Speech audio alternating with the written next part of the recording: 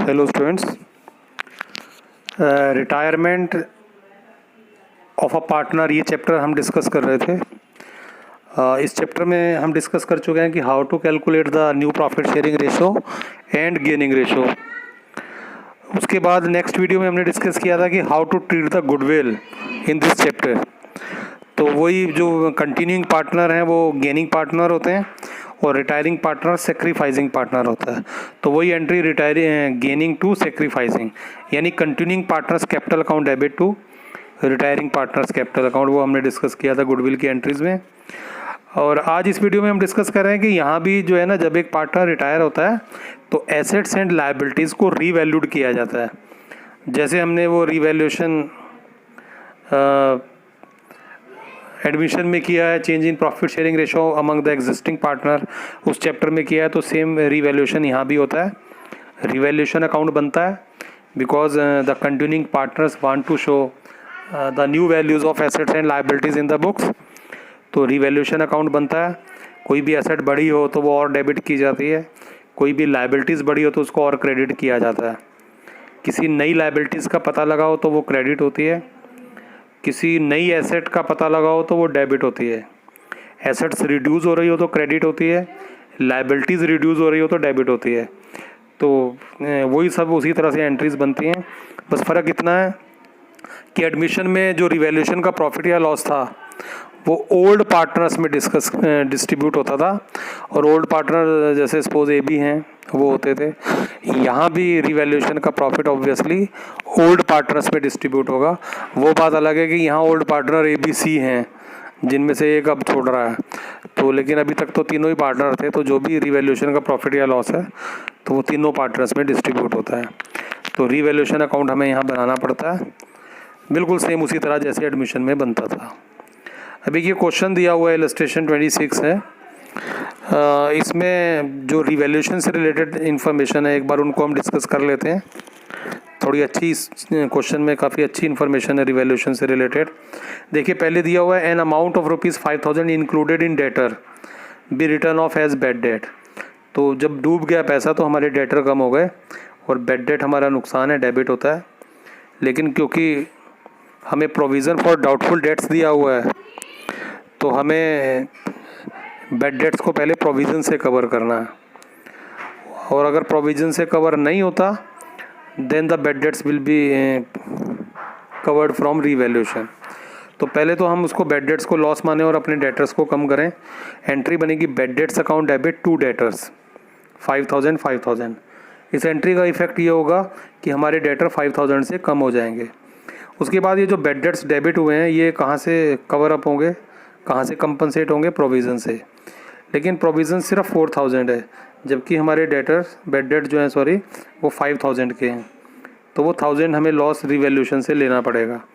Entry बनेगी provision for doubtful dates account debit, credit balance होता है अब डेबिट हो गया। रिवैल्यूएशन अकाउंट डेबिट 1,000 से, और वो जो बैड डेट्स डेबिट हुए हैं वो 2 बैड डेट्स ख़त्म हो गए। इस एंट्री का इफेक्ट ये हुआ कि बैड डेट्स कैंसिल हो गए, जो डेबिट हुए थे क्रेडिट हो गए, ख़त्म हो गए। प्रोविज़न ख़त्म हो गया, क्रेडिट बैलेंस था डेबिट हो गया, और 1,000 का जो नुकसान हुआ है जो प्रोविज़न से कवर नहीं हो पाया वो रिवैल्यूएशन अकाउंट में चला गया। अब हमारे जो प्रोविज़न है वो 0 हैं। अब देखिए एक एंट्री और कही हुई है कि provision for doubtful dates be maintained at the existing rate. अब एग्जिस्टिंग रेट क्या है? देखो 80,000 का 5% है 4,000, बैलेंस शीट में दिया हुआ है। 80,000 डेटर है, लेस प्रोविज़न 4,000, ऐसे दिया हुआ है बैलेंस शीट में। इसका मतलब provision for doubtful dates is 5% of debtor, तो एग्जिस्टिंग रेट इज़ 5%। तो हमें फिर से प्रोविज़न 5% बनाना है। लेकिन अब हमारे जो डेटर्स हैं वो 80 के नहीं रहे, क्योंकि उसमें से 5,000 बैड डेट्स हो गए तो वो डेटर कम हो गए। Now the new figure of the debtor is 75,000, और 75,000 का 5% 3,750, तो वो हमें प्रोविज़न अब में बनाना पड़ेगा। तो एंट्री बनेगी revaluation account debit to provision for doubtful debts. अब नया प्रोविज़न क्रेडिट हो जाएगा 3,750 से, तो ये एंट्री बनेगी। स्टॉक भी रिड्यूस्ड टू 82,000। अब 2 का मतलब है कि यहाँ तक लेके आना है, कम करके 82 लेके आना है।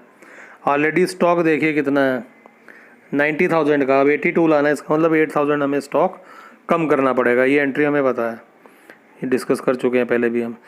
प्लांट बी रिड्यूस्ड बाय 10,000, 10,000 से प्लांट को कम करना है, एसेट है कम हो रही है, क्रेडिट हो जाएगी, revaluation account debit to plant. Patents are valueless, मतलब पेटेंट्स की वैल्यू बिल्कुल जीरो हो गई। Patents are of 18,250 appearing in the balance sheet, now they are valueless, तो whole patents will be return of cancel होंगे, revaluation account debit to patents. उसके बाद कह रहा है a provision of 5,000 be made for repairs, तो कोई भी प्रोविज़न जो होता है वो लाइबिलिटी हमारी देने पड़ेंगे, प्रोविज़न बनाना है हमें रिपेयर का, तो लाइबिलिटी क्रेडिट होती है, नई लाइबिलिटी पता लगे तो एंट्री होगी revaluation account debit to provision for repair. इसी तरह से एक लिखा हुआ है, एक कोई ओल्ड कंप्यूटर था हमारे रिकॉर्ड में नहीं था, रिटर्न ऑफ हो चुका था, उसको 6,000 में हमने बेच दिया, तो जब भी बेचते हैं तो हमारा कैश बढ़ गया, तो इस ट्रांजैक्शंस की वजह से हमारी कैश जो एसेट है वो इंक्रीज़ हो गई, तो cash account debit to revaluation, ये एंट्री हम बनाएंगे। उसके बाद लिखा हुआ है एक 20,000 का अमाउंट है वो हमें पे करना पड़ा क्योंकि एक्सीडेंट में एम्प्लॉई इंजर्ड हो गया था। अब पे करना पड़ा तो इसका मतलब कौन सी एसेट कम हो गई, कैश कम हो गया, तो एंट्री बनेगी revaluation account debit to cash. तो इस तरह से ये हमने डिस्कस किए हैं जो रिवैल्यूएशन से रिलेटेड है। रिवैल्यूएशन अकाउंट बनेगा और रिवैल्यूएशन का जो भी प्रॉफिट या लॉस निकलेगा that will be distributed among the old partners and they are P, Q and R in this question. तो बिल्कुल वही जैसे एडमिशन में होता था वही सब यहाँ है, तो टेक्निकली दोनों सेम है, और वैसे वहाँ एक पार्टनर आ रहा था यहाँ जा रहा है, तो वही सब चीज़ें जो हमने वहाँ पिछले चैप्टर में डिस्कस की थी वो सब यहाँ भी करनी होती है। नेक्स्ट वीडियो में मैं बताऊँगा आपको कि जो पुराने रिजर्व्स हैं, प्रॉफिट्स हैं, तो वो भी डिस्ट्रीब्यूट होते हैं, और एक फुल फ्लेज क्वेश्चन भी हम डिस्कस करेंगे। Thank you students, thank you so much.